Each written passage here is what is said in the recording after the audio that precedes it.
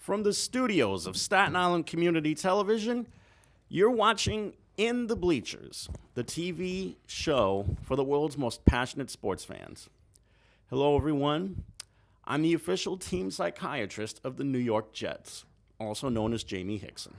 And I am the hottest, baddest, sexiest man on cable access TV with the hottest show called the Home Invaders Variety Show on CTV, which they need, because without me, I am the face that runs the place. And also, all the ladies, he's the psychiatrist for the Jets, and I'm the psychiatrist for the ladies, because they all need me when they want me. And I'm also the psychiatrist for the Giants, because I think their fan base might be on suicide watch now. Let's talk. We have a caller. Let's get to the caller. So, caller, please. Just got to wait for Kenny on the other side of the glass. Yes, we have to hear the caller. Do you hear me? We can't hear the caller. Do you hear me? No. He's low. Can't you hear him? How's it going? I can hear him a little bit. We're doing well. How you doing, sir? How you doing? I'm doing all right, Jamie. How you been? Very good, thank you. That's good. Okay, so who should we start off with, the Mets or the any way you want. Yeah, any way you want to come. Just like the All song. right, Hector, take it easy.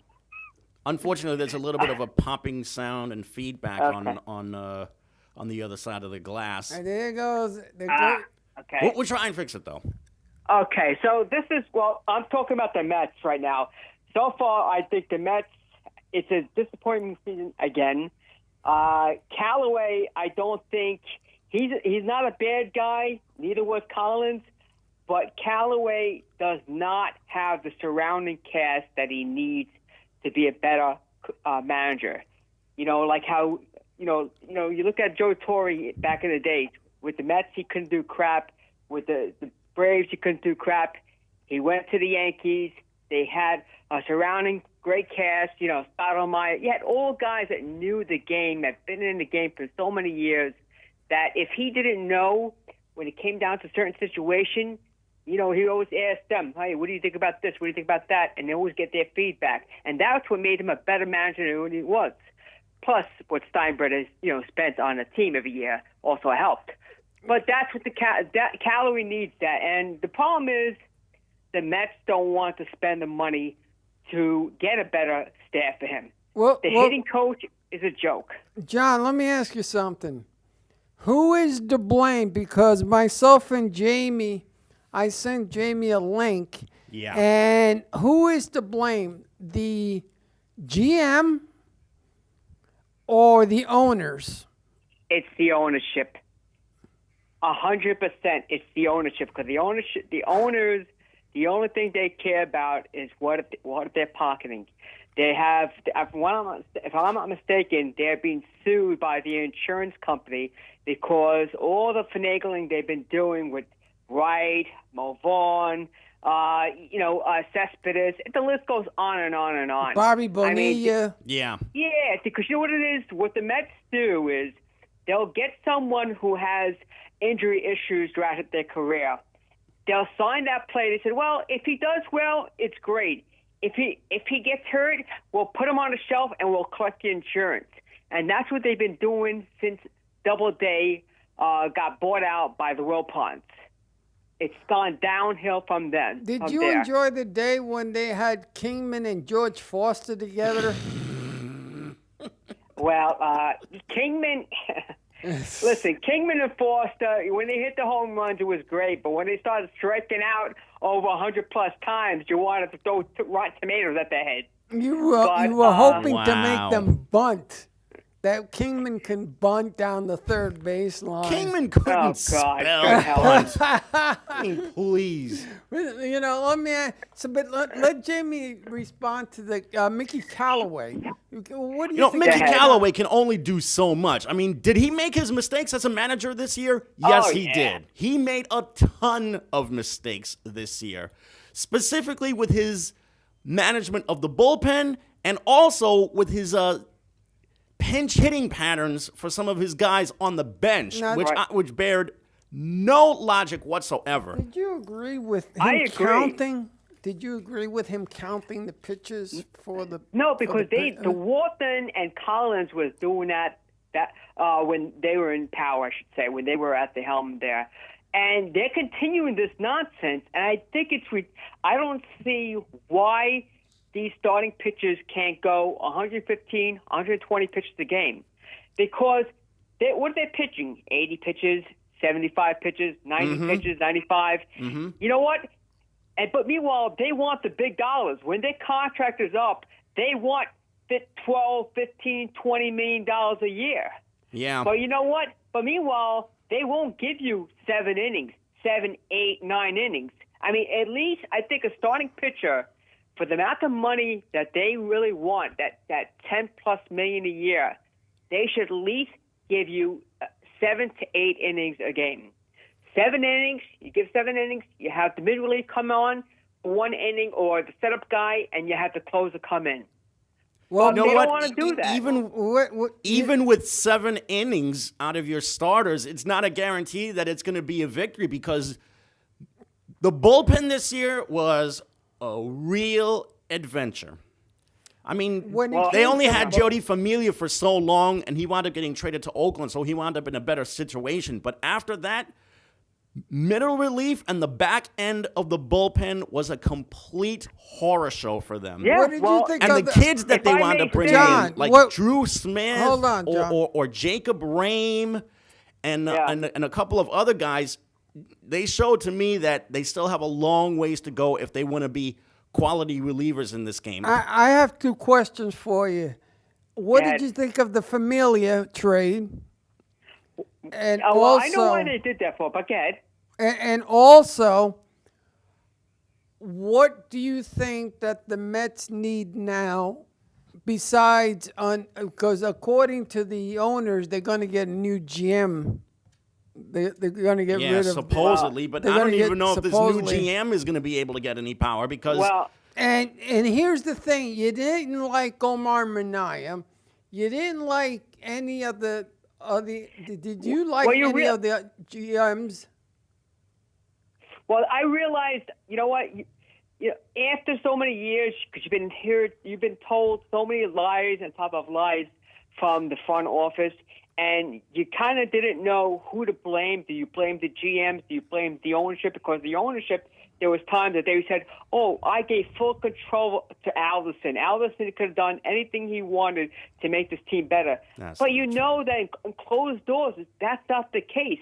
The Fred Wilpon handles certain amount of things, and Jeff Wilpon handles, I think, the insurance, if I'm not mistaken.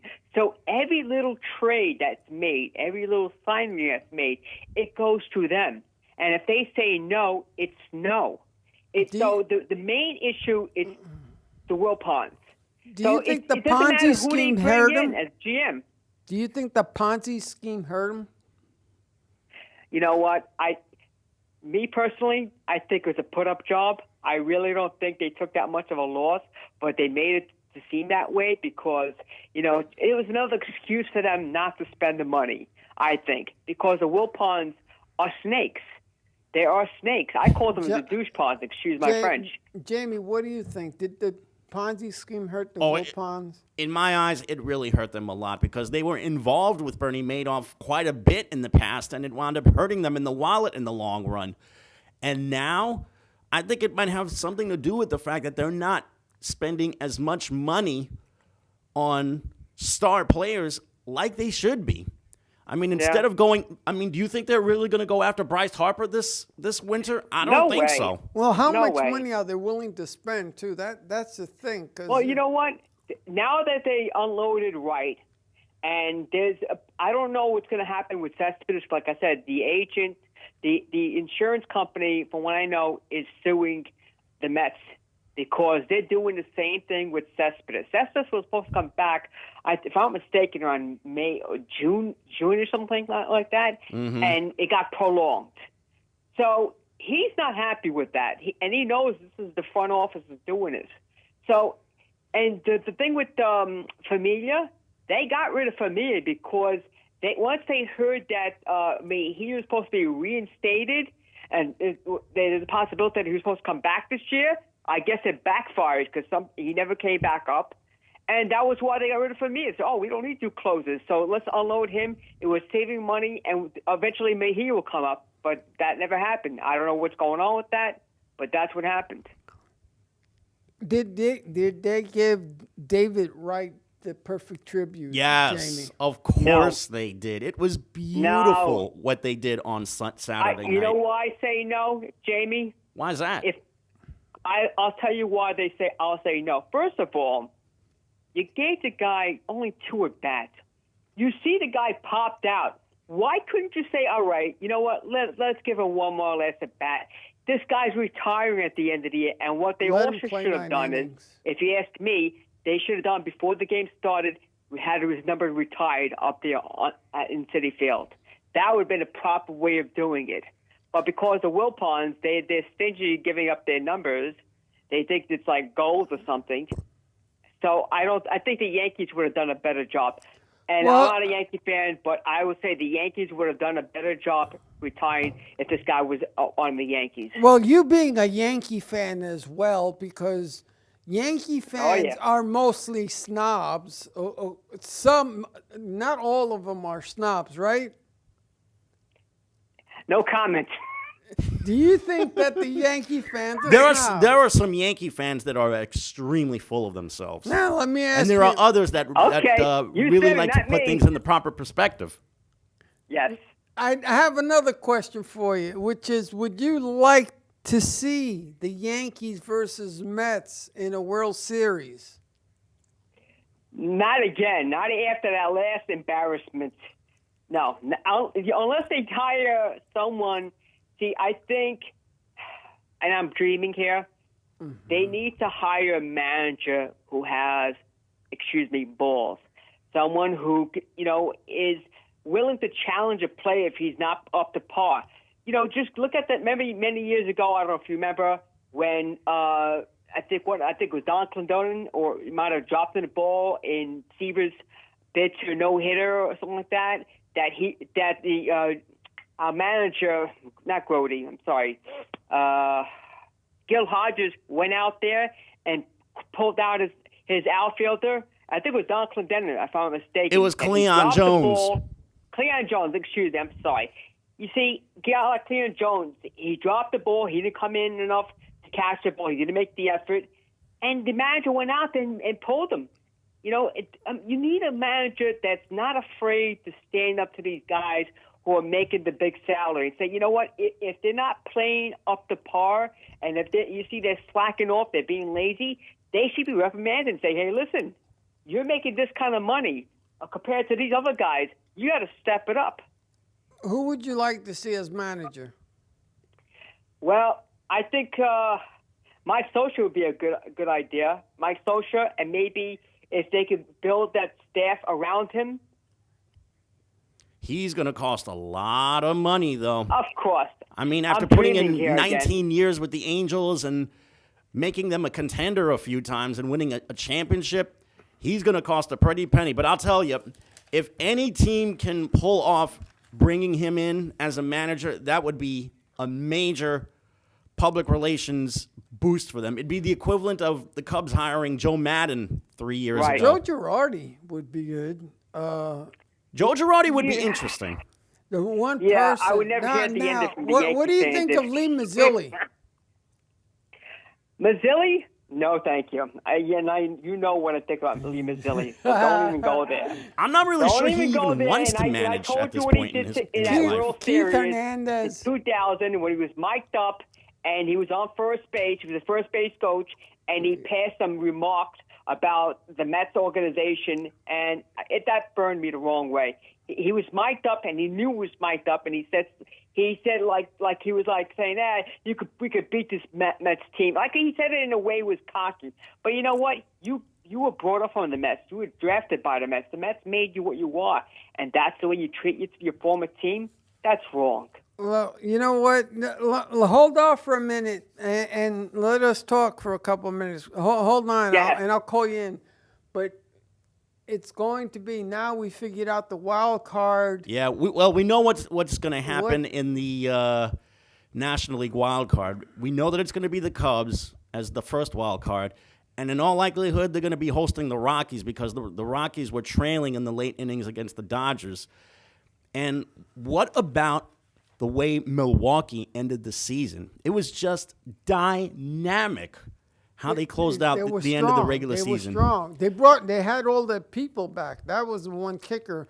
And Christian Yelich, who got traded to the Brewers as basically a salary dump by the Marlins, one of many salary dumps, came this close to being the most valuable player of the year this season and almost came this close to winning a triple crown in the National League. He wound up winning a batting title in the National League, but more importantly, helped to win today's game with a big base hit. And also Lorenzo Cain, who they brought in from Milwaukee, gave the Brewers the lead for good with an RBI double, I think it was, in the 7th inning. Now the Brewers have home field for their first-round series, and I would not want to be anybody if I were in a division series to play the Brewers. Here's the beautiful thing about this, having wild cards and so on, is the fact that, you know, you have 3 100-winner teams that hasn't been done in 1 century. Yeah, you've got the Red Sox, you've got the Astros, and now you have the Yankees. And the second thing is that it's going to be the Yankees versus the A's. The A's. In the Bronx on Wednesday night, and I'm going to tell you right now. They're talking J-Happ. Yeah, they're talking J-Happ as a potential starter for that game. And J-Happ, ever since he was traded to the Yankees, he's been money in the bank for them. Well, most players, like the Mets players and so forth, normally go and become better players. I don't know, you know, they have a resurgence. Mm-hmm. But I wanted to, so it's going to be the New York Yankees versus the Oakland A's. And whoever wins that game has to play the Red Sox. Who has the edge? In the wild card game? Yes. I think the Yankees have a slight edge because they have better power, but Oakland brings in some really underrated hitting and some very tough pitching. I think the Yankees win this one, but I think don't be surprised if you see this go extra innings. Now in the National League, what do you see there? Well, now that the Brewers have won the Central, they're going to join the Braves as the East champion and the Dodgers as the West champion. Let's see who had the best record in the National League this season. It wound up being Milwaukee. So now Milwaukee has home field for the division, which means they'll play either the Cubs or the Rockies, whoever comes out of that wild card game. Who do you think should come out? I really like the Cubs in this one. Although when you think about it, their batting orders are practically mirror images of each other. The only difference is I think the Cubs have slightly better pitching than the Rockies do. If the Cubs make it, who do you think is going to win in the wild card? You mean in the division series or the wild card game? In the wild card game. Well, I still like the Cubs to win the wild card. If they were to play Milwaukee, the Cubs have much better pitching than the Brewers do. The Brewers have just one guy who won at least 12 or 13 games this season. And the Rockies, if they beat the Cubs? If the Rockies win this game, the Rockies have so many mashers in that batting order. I mean, Cargo and Charlie Blackmon and so many others. I think the Rockies can surprise some people and win that first-round series. You know, and then there would be the Braves going up against the LA Dodgers in the other first-round series.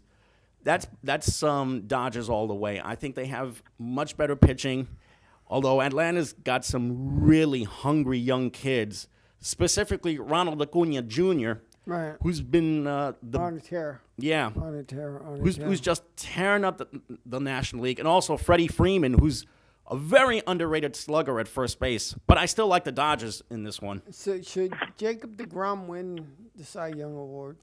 If you base it on who the best pitcher the entire season was, yes, Jacob deGrom should be the Cy Young Award winner. If you're only going by the number of victories a pitcher had, it should be Max Scherzer from the Nationals. But by far, Jacob deGrom was a beast on that mound this season. Beast.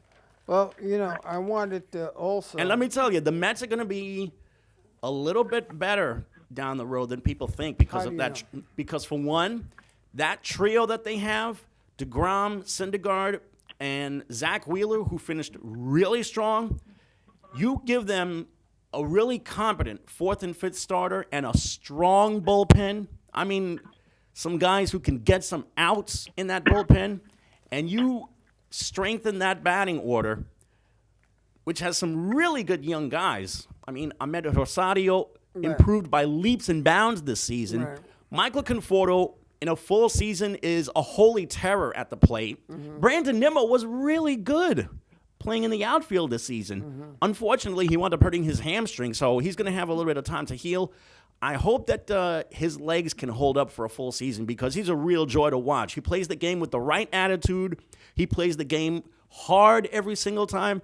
I think this kid could be a real fan favorite for the Mets down the road. The same thing with Conforto. I think he has the potential to be maybe a future captain. John, what do you think of that?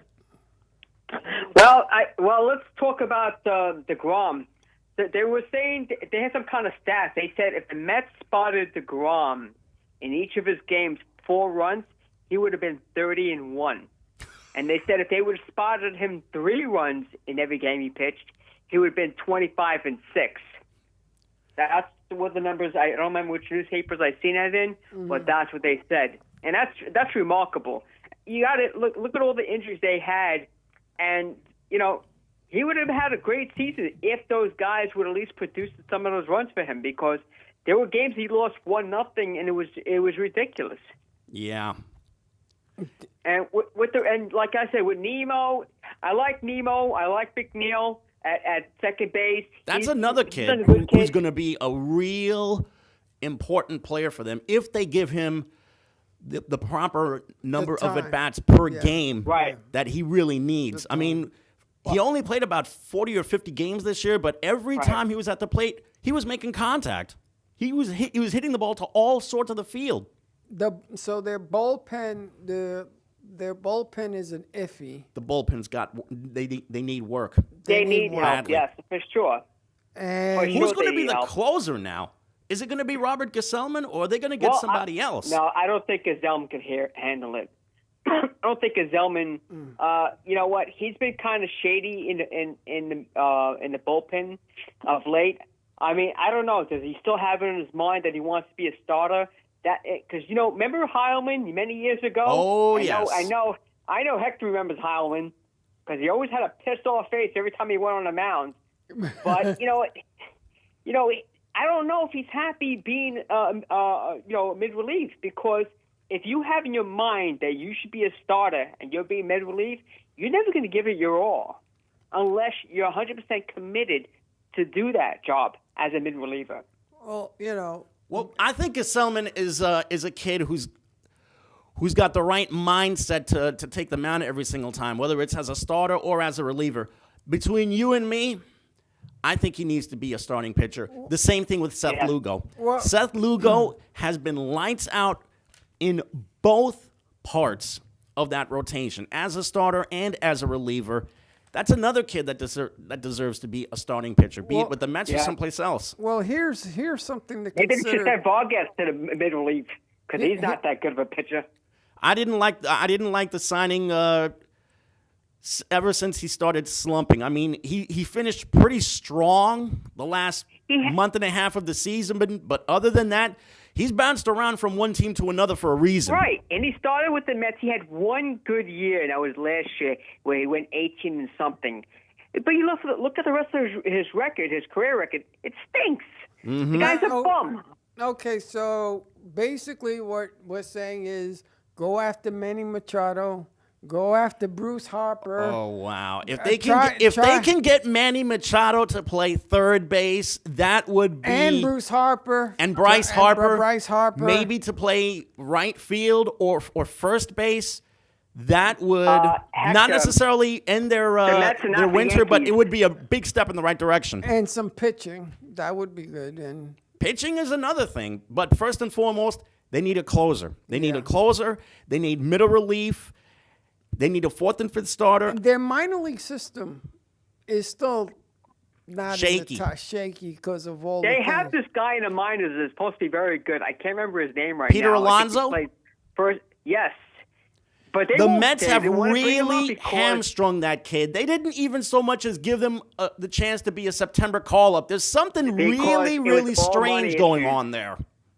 It's all money issues. It's got to be reasoned with the contract. Because if they bring him up, they must have owed him extra amount of money for next year. I don't know what the deal is exactly, but they did that just to save money. I don't know how. They're very manipulative, the Mets, with it when it comes to salary. They know how to work it.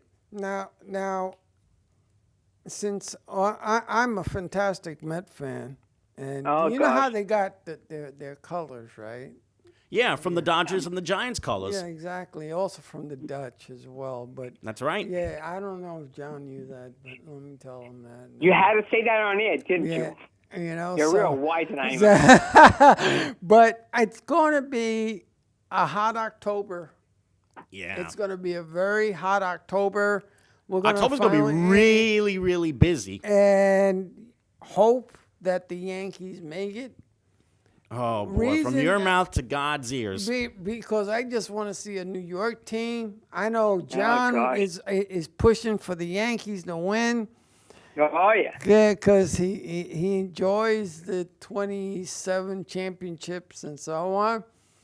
But we're going to talk You always about made me that. choke on my gum. Yeah, but you know what? Let's talk about something else right now because Well, we said that October was going to be busy, and it's going to be super busy. And it's not just because of the playoffs either, because the NFL has already gone a quarter past the season. yes, Which means there's another 3 quarters left to go. And look at this. what have we seen? What have we learned so far? That the Jets are 1-3. So are the Giants. That the Giants are 1-3. Should we be scared as fans, or should we? Because Donaldson is a rookie.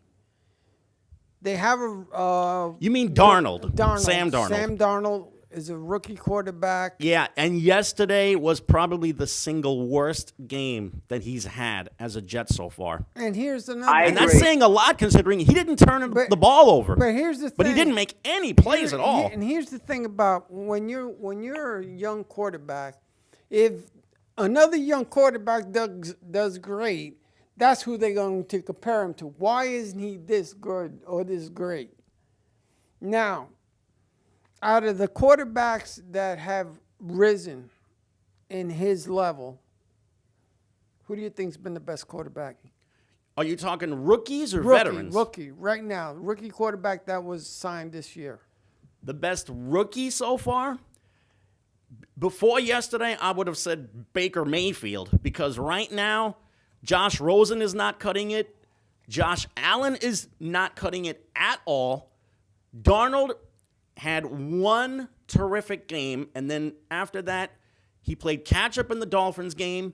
He stunk it up yesterday. He made no plays whatsoever. And then before that, the Cleveland game, he had his chance to really make a name for himself against a rookie that was on the other sideline, and he didn't get the job done. Now, do you stick with him until the end of the season? Yes. Or do you put the other guy in who was just as good? Sam Darnold has to start.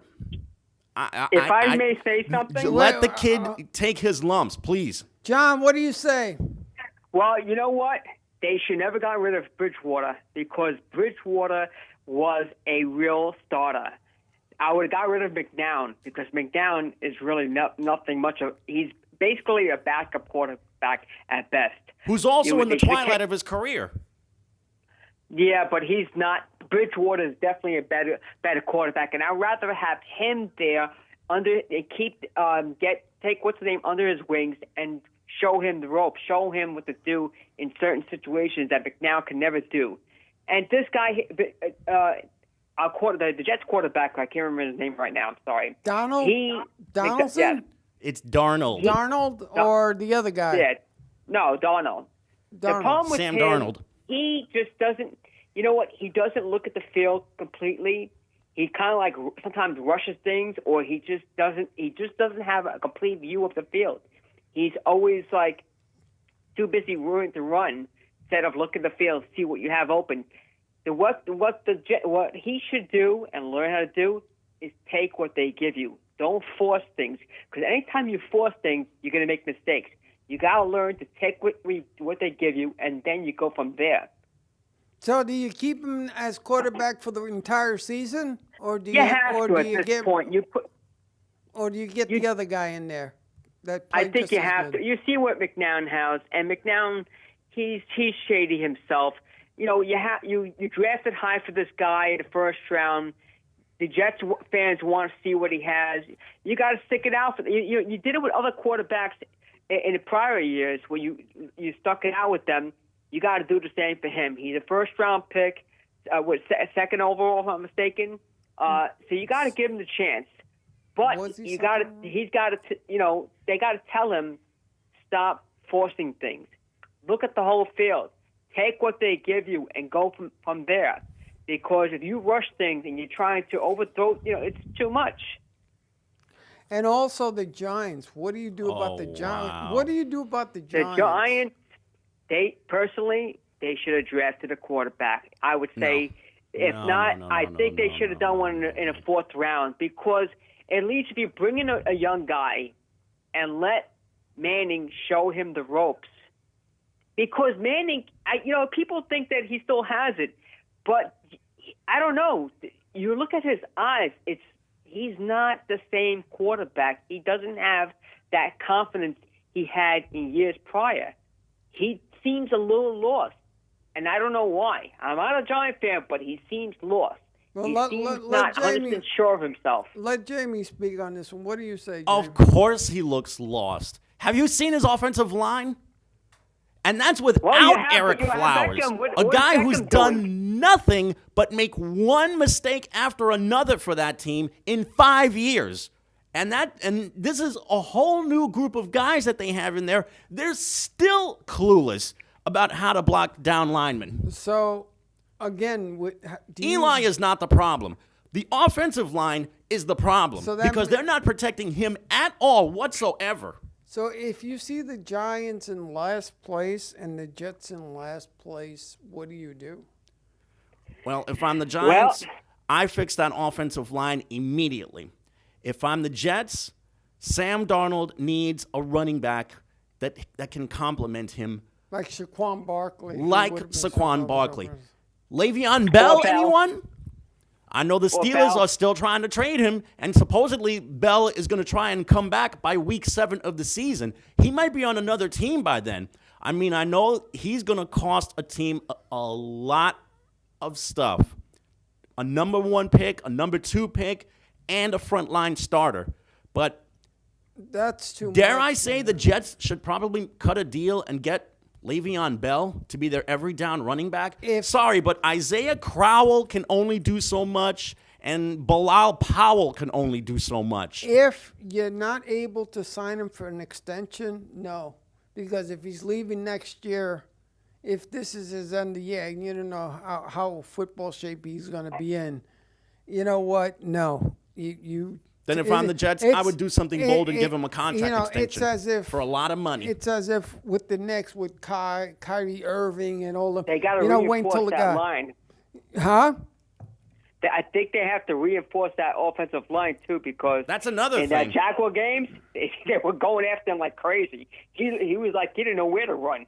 Well, here's another team that actually won, which is the Dallas Cowboys 26 and the Detroit Lions 24. Yeah, what do you think? It took a field goal on the last play of the game for the Cowboys to win it, but more importantly, Dak Prescott looked much better this time. He looked more comfortable. He did, because the pressure was on him. What do you think, John? If I may say, yes.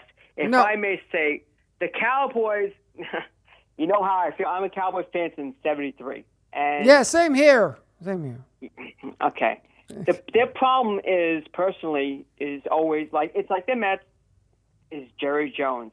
Jerry Jones, he's like Al Davis. He wants to be the manager. He wants to be the GM. He wants to be on the field. He wants to stick his 2 cents into everything.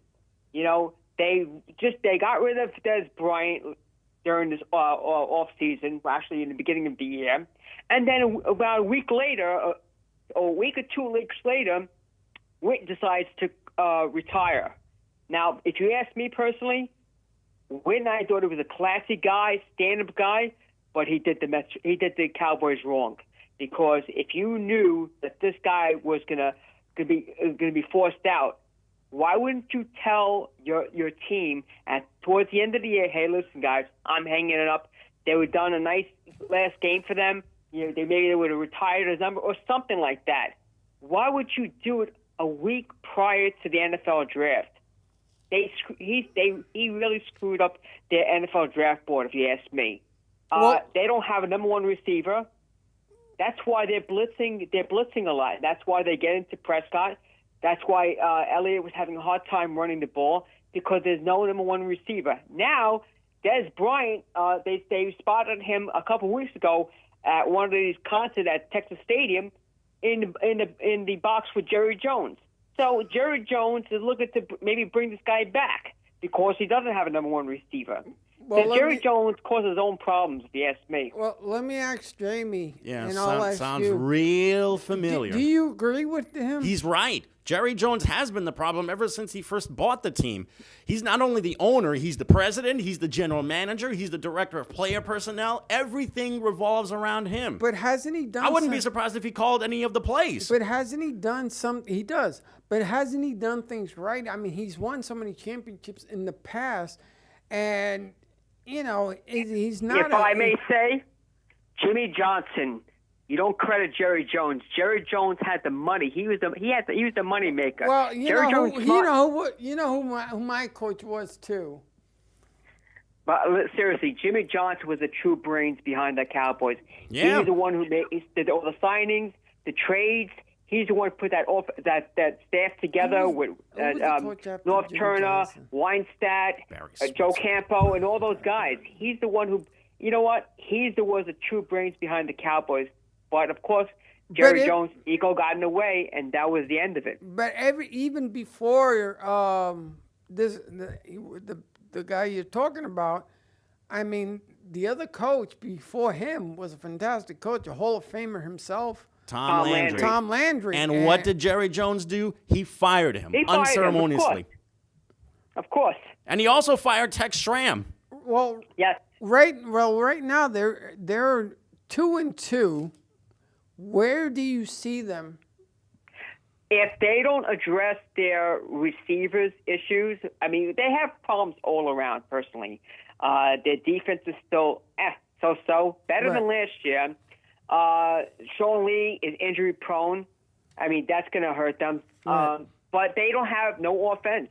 There's no number one receiver. You had no go-to tight end.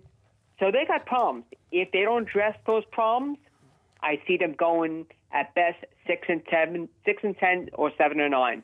Well, let's go down. You hold on for a second. Seahawks 20, Cardinals 17. And that also took a game-winning field goal on the last play of the game. And who was it that made that game-winning field goal? Does the name Sebastian Janikowski ring a bell?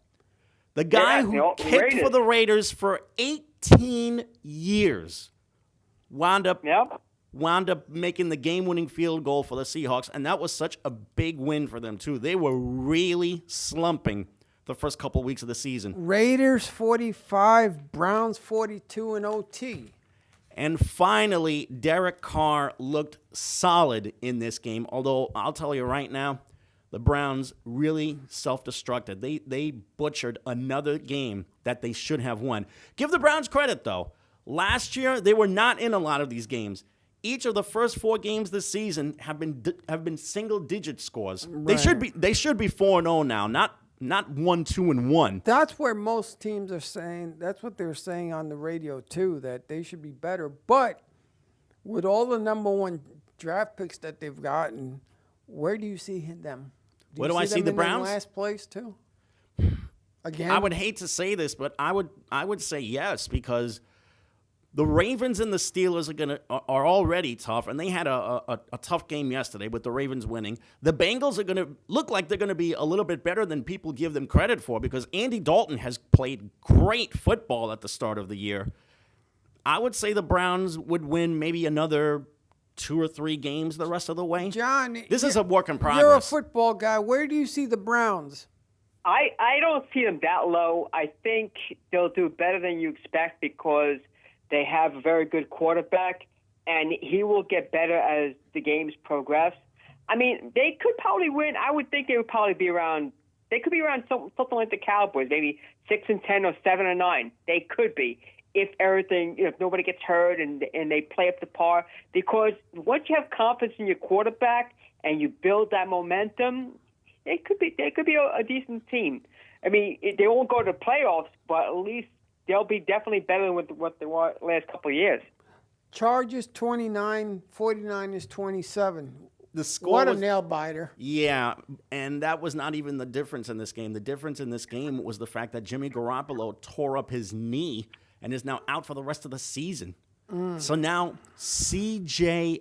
Beathard has to be the 49ers starting quarterback for the rest of the season.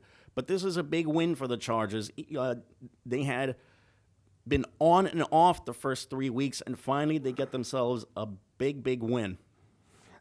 Patriots 38, Dolphins 7, and mind you, Miami's in first place. Yeah, but the Dolphins were god-awful yesterday. Ryan Tannehill was exposed by that Patriot defense for exactly what he is, not that great. And Tom Brady led the Pats to probably their biggest win of the season, and it was a statement win. The Patriots sent a message there. Here's another team that's sending a message: is the Packers and the Bills, 22-0. 22-0. And why were the Bills shut out 22-0? Because aside from LaShawn McCoy, the Bills have nothing offensively. Their rookie, Josh Allen, was clueless yesterday.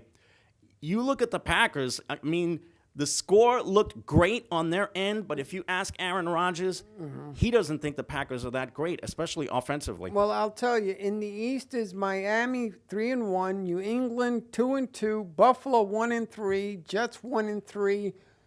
Oh, it's going to be the battle of the basements.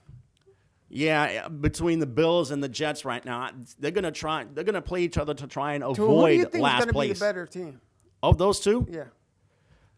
I think the Jets have the better future at quarterback, but Buffalo is so much better at running back. The Jets are better defensively, though. Much better defensively. In the South, you have Tennessee 3-1, Jacksonville 3-1, Houston 1-3, and Indianapolis 1-3. Where? Houston wound up beating Indianapolis for that first win of the season, and it needed overtime for the Texans to get that first win. And Jacksonville got their second win against a New York football team in the first 4 weeks of the season because the Jaguars spanked the Jets yesterday. And do you see the records changing at any time? Do you see any of that in that particular, in the South, changing a little bit? Or? I thought Houston would be a lot better this season, especially with Deshaun Watson at quarterback. But Watson has had a lot of problems offensively. And the defense has been really shredded the first 3 weeks of the year. In the North, you have Cincinnati Bengals 3-1, Baltimore 2-1, Cleveland 1-1, and Pittsburgh 1-1. Yep, Cleveland and Pittsburgh are now 1-2-1 each this season. Okay. Cincinnati's in first place right now because Andy Dalton's been playing great, AJ Green's been playing great. And the defense has been really underrated this year. Where do you see I expect that. What do I see from here on out? From that division, I yes. still think Pittsburgh is better, though.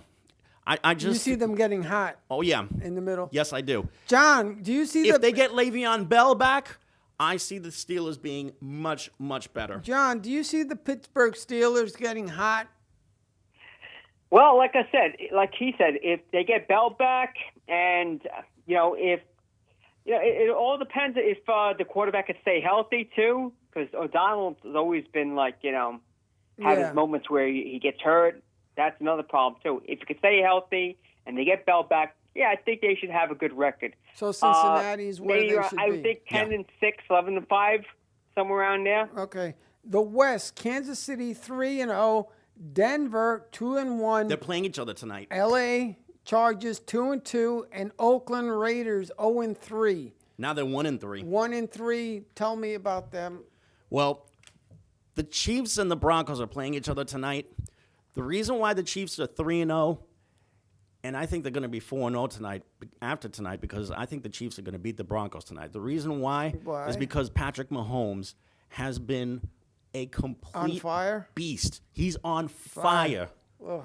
He looks so confident out there throwing the ball. And the way he's been throwing the ball, too, he's throwing rockets into the end zone. Every pass is a crisp spiral. Mm-hmm. I think the Chiefs are going to surprise a lot of people this season. And John, let me ask you something. In that division, do you see Oakland and the Chargers? Do you see who do you think should advance, or should the records still be the same? Well, Oakland, I think Grundon is probably sorry that he came back to Oakland, because I think he's out of the link. He's not. I think he's just not the same coach he used to be, because obviously I don't think he's getting to these guys. But I could be wrong. But I don't think Oakland's going far this year. I really don't. Where do you see them, John? Oakland has been a complete flop, especially since they traded Khalil Mack.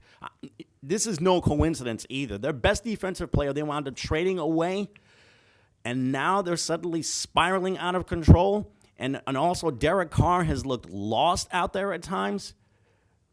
It's a real shame, because they've got the tools offensively. I mean, in addition to having Carr, there's also beast mode coming out of the backfield. They should not be this bad offensively, but they are. But the records, who do you think is going to change? San Diego's going to be much better than 2-2. That's for sure. Yeah. I think they've got some real weapons, especially defensively. Joey Bosa is just an animal out there playing on the line. And Phillip Rivers, he doesn't look like he's slowing down one bit. In the East, of course, we'll do that again. Of the NFC. Yes, the Washington 2-1, Dallas 2-2, Philadelphia 2-2, Giants 1-3. John, in that division. You know what? I think it's probably going to be Philly. I hate to say it, but I think Philly's going to be up there. I see, I don't know what's going to go on with the Giants. It's going to be, I think still Washington will be maybe down in the basement, if you ask me. And maybe Dallas second. Oh, wow. And then maybe the Giants get third or whatever. Dallas is going to be like fourth spot. I think the Giants will be somewhere, I guess, it's not second or third. I don't know. It's hard to say, because it's too early in the season. What do you think so far from what you've seen? Philly is going to snap out of it one of these days. Dallas, I'm just really worried about Dak Prescott and Ezekiel Elliott. Not because they've been doing so badly, but because they can just break out at any time. Elliott can get a 100 to 200 yard game at any time. They're just so dangerous. Their offensive line is the offensive line is a major problem for them, and so is the overall defense. No, so both sides are killing it. Okay, and but I think Prescott and Elliott can keep them in enough games where I still think they have a chance to challenge the Eagles, because I think the Eagles are going to take the East again. The Redskins and the Giants are completely irrelevant. In this, so you say that the Giants will be in the basement? Yeah, the Giants will definitely be in the basement this season. Washington, I don't think they have a true running back. I don't see anybody in the slot for them that could get the majority of the catches for them. The only thing that the Redskins have for them is the fact that Alex Smith is the quarterback. And he's been a pretty solid game manager for them this season. Defensively, they're a real question mark. In the South, you have New Orleans 3-1, Carolina 2-1, Tampa Bay 2-2, Atlanta 1-3. The Falcons are a complete disappointment this season. And it's a real shame because they've got so many weapons offensively with Ryan and Devontae Freeman. And if I'm not mistaken, I think Freedman's been hurt recently. Also, Julio Jones, the rookie Calvin Ridley, who I think is going to be a star. Defensively, complete horror show. Well, you don't see them. I don't think they're going to make any impact this year. I think they're going to be a real flash in the pan this year. So you think New Orleans will stay in first, and Carolina and Tampa Bay? You think New Orleans, I stay think, in has that? a chance to be really dangerous this year because not only do they have Drew Brees, who continues to defy Father Time, they've got Alvin Kamara, who's a dangerous running back, a really good group of receivers. Most of all, the defense is playing so much better these last 3 weeks. John, what do you think? Are you into the South with New Orleans, Carolina, Tampa Bay, and Atlanta? The South. Well, you know what? The Buccaneers. They look like a decent team. I haven't seen too many of the games in the South. The Saints will always be the Saints. I think the Saints will always be up there. But the other three teams, I'm not concerned about because I haven't really followed too much about them. Right. Okay. You have the North, which is Chicago Bears. Oh my. 3-1. They have surprised Green Bay, a lot of people this year. 2-1. Minnesota 1-2-1. Detroit 1-3. The Chicago Bears. How I'm doing this.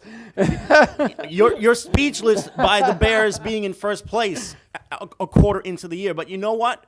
Slowly but surely, not only is Mitchell Trubisky showing that he can be a really good quarterback in this league if he cuts down on the turnovers, Khalil Mack has been a complete impact player for their defense. He's a one-man wrecking crew every single play he does. Do you see any change? I think Minnesota is not going to stay. Minnesota is much better than 1-2-1. No, well, again, this is early in the season, but Green Bay and Detroit. Green Bay, I'll tell you right now, they're going to be a hell of a lot better than 2-1-1 this year. I think they're going to win the North Division. To be honest with you, where do you see? Do you think Detroit will be in last? Yeah, they're definitely going to be in last Where place. do you see Chicago right now?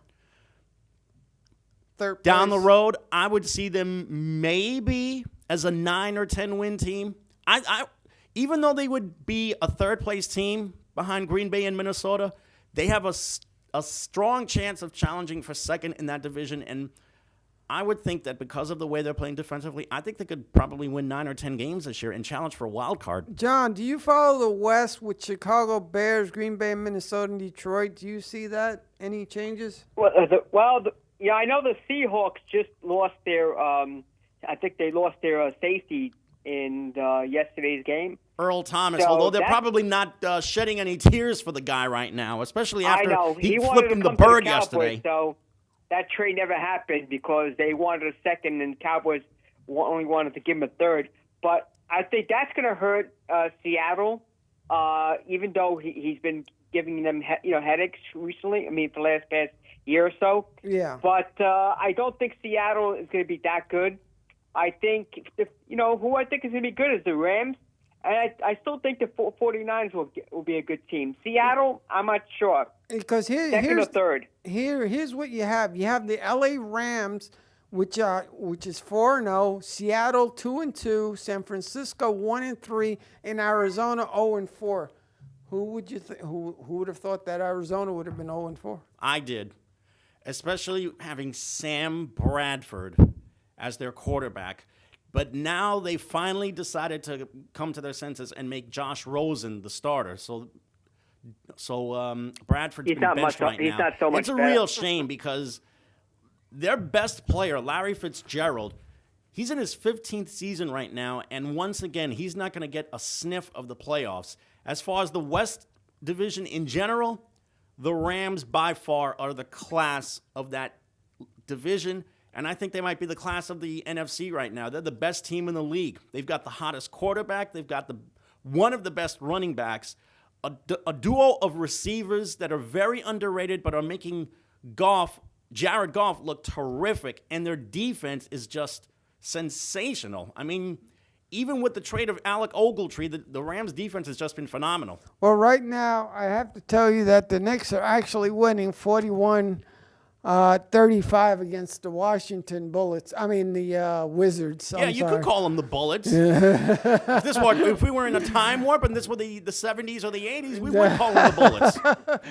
But, John, thank you for calling in. We appreciate it. And call back again, and we'll talk. All righty. All right. Take care, guys, and God bless. All right, Thank you, too. sir. You know, It was great to hear from him again. yeah, it was great. Yeah, here's the thing: you got Kaepernick out there, who And can he still is has not his getting out- contacted by and anybody. he should be, because forget what one has nothing to do with the other. He let him play. He's a damn good quarterback now, you know. But do you have right now hockey Yeah. coming back? The season officially starts on Thursday. You have basketball. They started their preseason, as you just mentioned right now. Their regular season, I think, is going to start on the 17th or the 18th of the month. And you have college football. College which football. came with some really good games. Notre Dame and so on. Yep, Notre Dame has shown that they've been a really good team this season, even though it's only been 5 games so far. But you have to give credit where credit is due. Brian Kelly's done such a terrific job with that team. As far as the rest of the top 25, Alabama is basically mowing down the competition. Right. Clemson almost had their they practically had their heads handed to them for about 3.5 quarters, but then they made a 20-point outburst and finally decided to play when it mattered. They wound up edging Syracuse. Michigan State won. West Virginia outscored Texas Tech. Let's see. Texas looks like they're on the right track now. Texas is now 4-1 this season. Right. Oklahoma doubled up Baylor. Georgia won against Tennessee. So right now, 3 out of the top 5 teams in the country are from the Southeastern Conference. You got Alabama, which obviously is number 1. Yeah. You have Georgia, which is up to number 2 right now. Auburn is in the top 10. So that makes 4 teams that are in the top 10 coming out of the Southeastern Conference. You have Alabama, Georgia, and Auburn, and also LSU, which wound up getting a victory over Mississippi. Wanted to tell you a quick story. Alberto Del Rio going to MMA. Mm-hmm. But that's something. Yep. But Another former WWE superstar is going to MMA. He was another MMA guy in the beginning too. Mm-hmm. His record was, I forgot what his record Yep. was. By the way, with 90 seconds left, we would be remiss if we did not mention that our 600th episode is going to be coming really, really soon. It's scheduled for November 5th, which is 4 weeks from now. We should have a 2-hour special. I really wish we could have a 2-hour special. Why can't we have a 2-hour special? That's a We good could question. invite John and Ronald, or not Ronald. Remember the guy that looks like Shawn Michaels? Yeah, I remember him. Him. Mm-hmm. I actually seen him. He said he'd like to come down. That would be wonderful. So we It'd can be get, great we can it'd get be them. great to finally meet the guy. We can get them. We can get a couple people for Mm-hmm. 2-hour show. Mm-hmm. Let's do it. Yeah, So sounds good to me. So thanks to Kenny Graham on the other side of the glass, and of course thanks to you guys for watching, and of course thanks to John for calling in and talking to us. yeah, and my name's Hector Bosa. And my name is Jaime Hixson. And don't forget to watch me Sundays, 11 p.m. Channel 34. And of course, you can also contact us on Instagram and Snapchat and see past episodes of ours on YouTube, Facebook, and Twitter. So for everyone here, I'm Jaime. I'm Hector. Good night, everyone.